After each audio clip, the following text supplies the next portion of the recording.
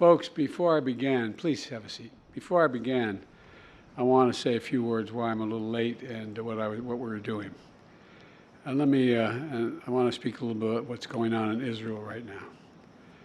We continue to monitor the situation in Israel very closely, and the Vice President and I and the Buckle My security team spoke with the Prime Minister Netanyahu again this morning, and I'll be speaking about this afternoon during my meeting with the Jewish American leaders. This attack has brought to the surface the painful memories and scars left by a millennia of anti-Semitism and genocide against the Jewish people. And this moment, we have to be crystal clear. There is no justification for terrorism, no excuse, and the type of terrorism that was exhibited here was just beyond the pale, beyond the pale. As I said yesterday, my commitment to Israel's security and the safety of the Jewish people is unshakable. The United States has Israel's back, and we're going to be working on this all through today and beyond. But again, I apologize for keeping you waiting. Thank you, Becky, for that introduction and for sharing your story. That's familiar to so many families. This gets down to a basic problem, a basic circumstance. It's just about fairness. It's just about simple fairness. You know, folks are being tired of being taken advantage of and being played for suckers. That's why I'm here with the Director of the Consumer Financial Protection Bureau, Rohit Chopr. Where are you, Rohit? There you are. Ready. Stand up. Let people see who you are. And the Chair of the Federal Trade Commission, Lina. Lina, stand up.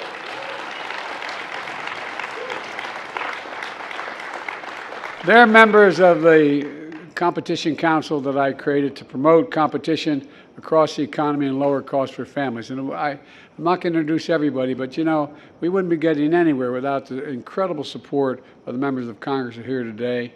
And we may have to go back and actually change the law, change the circumstances. And so I'm counting on you. Anyway, would all the members of Congress stand up so everybody can see you?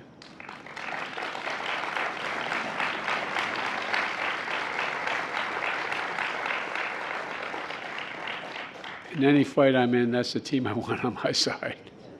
Look, one of the key things I've asked the Council to tackle are the unfair fees known as junk fees, those hidden charges that companies sneak into your bill to make you pay more because they can, just simply because they can. Charges that are taking real money out of the pockets of American families. These junk fees can add up hundreds of dollars, weighing down family budgets and making it harder to pay family bills. These junk fees may not matter to the wealthy, but they sure matter to working folks in homes like the one I grew up in. The way I think about it is the way my dad talked about it, and the way so many of you at home talk about it around the kitchen table. How much are your monthly bills, and after they're all paid, how much do you have left for necessities? It's enough. Is there enough left over just to give you a little bit of breathing room? Well, these junk fees suck up all that breathing room, among other things. Now think of today. How many folks are asking how much more do they have to pay to cover those hidden junk fees that really add up? You know, over the past 2 years, my administration has taken, with the help of the members of Congress, a number of steps to crack down on unfair and deceptive junk fees in banking, hotels, concert, airlines, retail housing, rental housing, cable, internet, healthcare, a whole range of issues, a whole range of them. For example, 2 summers ago, if your flight was canceled or delayed, almost no major airline guaranteed anything other than costing you a fee to rebook that, even if it was their fault. You had to pay a fee to rebook. Now, 10 airlines rebook for free. And I'm looking to get the law passed so none of them can. They all have to do that. And that's a win for consumers.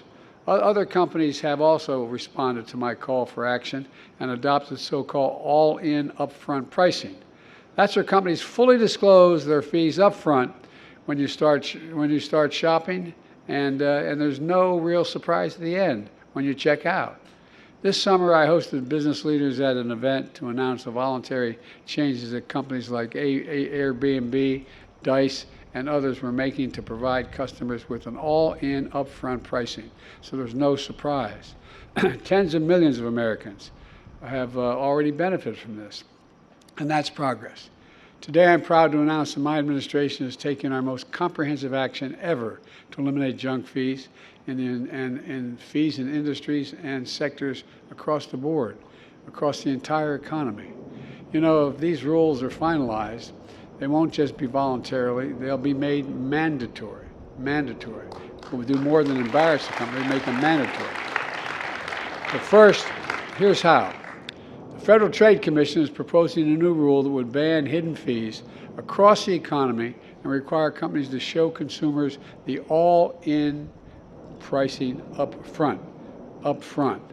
That includes what these fees are for, how much they amount to in full, and whether they are refundable.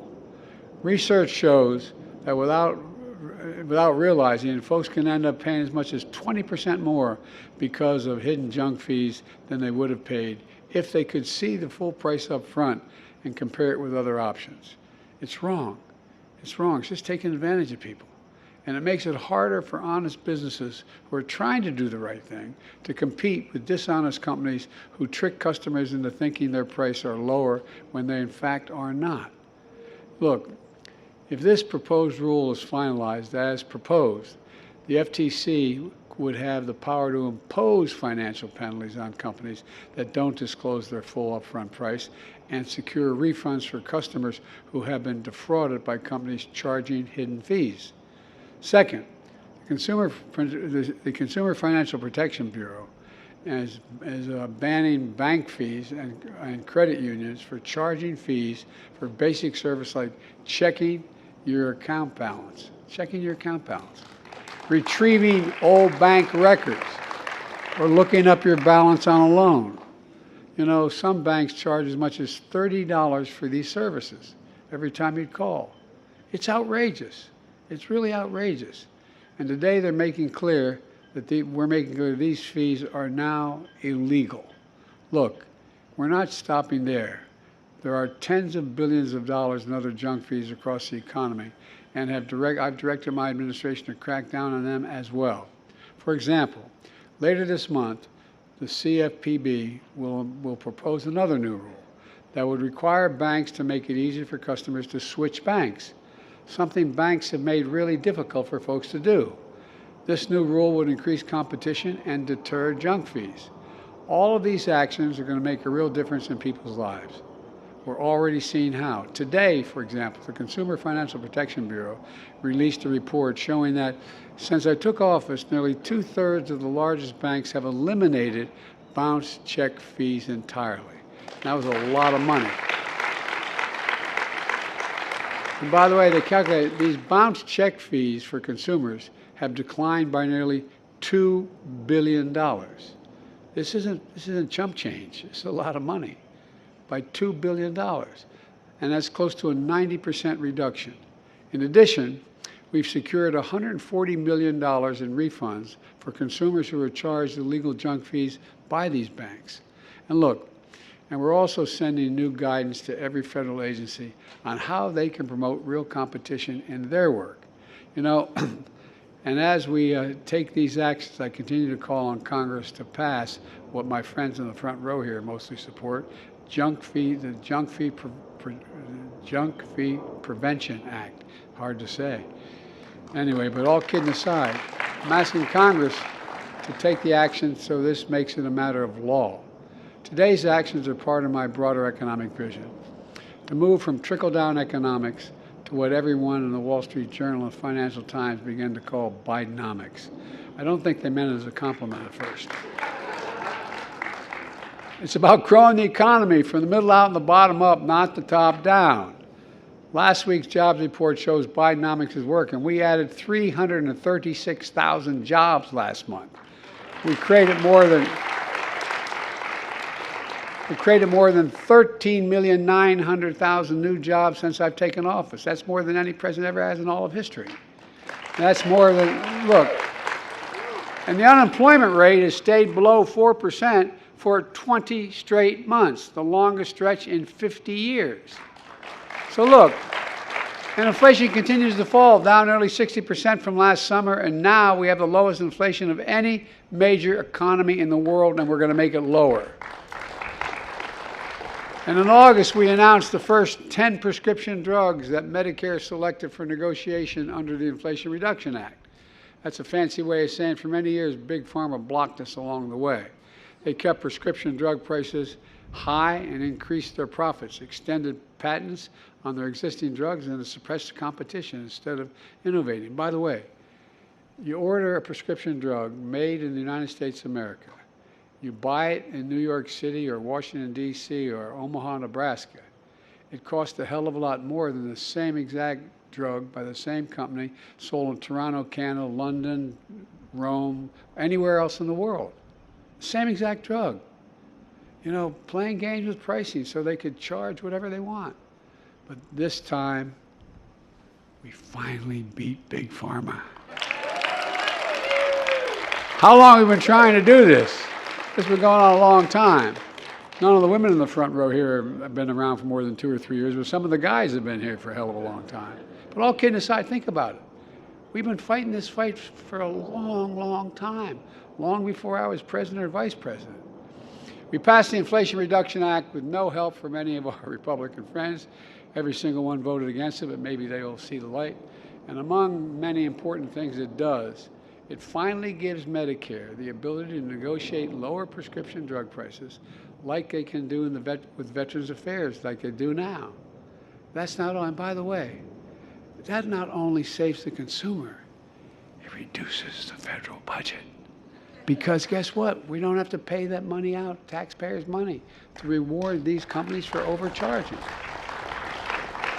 And something everybody forgets, it's well over $1 billion. Anyway, I won't get into how much it saved, but I've kept you sitting too long. But seniors on Medicare are now paying as much as $400 a month for insulin.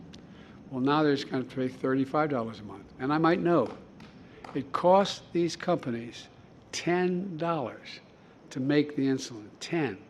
To package it, you might be able to get it to $12. And they're still getting paid $35, which is almost a 300% increase, more than a 300% increase. Now, I don't get why. Anyway, we're also capping total out-of-pocket costs for seniors on Medicare at $2,000 a year. Even for expensive cancer drugs that cost $10,000, $12,000, $14,000 a year, no matter what your prescription drug costs are, beginning next year, no matter how much they are, no seniors are going to have to pay more than $2,000. $2,000. And it matters. Look, let me close with this. When I ran for president, I promised we would not continue the trickle-down economics of the past. Because here's the simple truth. Trickle-down economics represented the moment we walked away from how this country's middle class was built, in my view.